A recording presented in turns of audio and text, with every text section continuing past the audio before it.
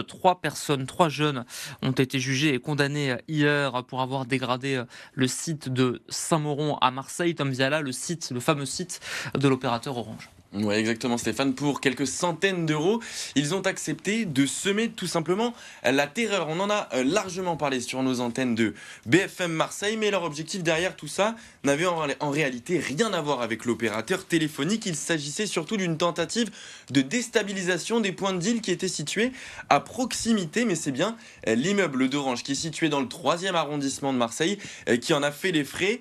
D'abord à coup de pince, puis à l'aide d'une arme à feu.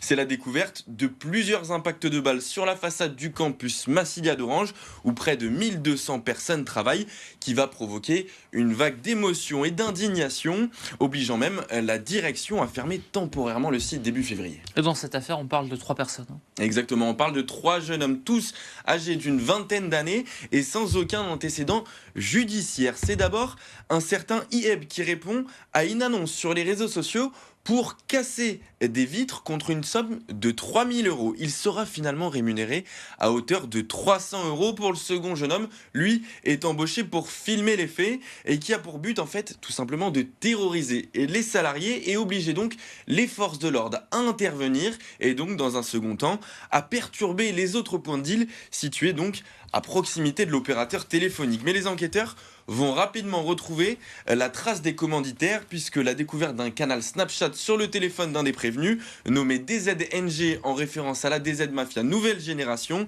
sera donc retrouvée. La procureure qui parle d'une affaire de grand amateurisme puisque dans cette affaire, les 3 hommes ont récupéré les véhicules de leurs parents, utilisé leur téléphone personnel et même fait une requête sur ChatGPT afin de savoir comment casser une vitre. Quelles sont les peines qui ont été prononcées hier? Eh bien, pour les 2 premiers jeunes hommes, ils ont été condamnés ce mardi à 36 mois d'emprisonnement, dont au moins la moitié avec sursis probatoire. Ils devront aussi indemniser le groupe Orange qui s'est constitué partie civile. Et pour le 3e jeune homme concerné, il écope d'une peine de 1 an d'emprisonnement avec sursis.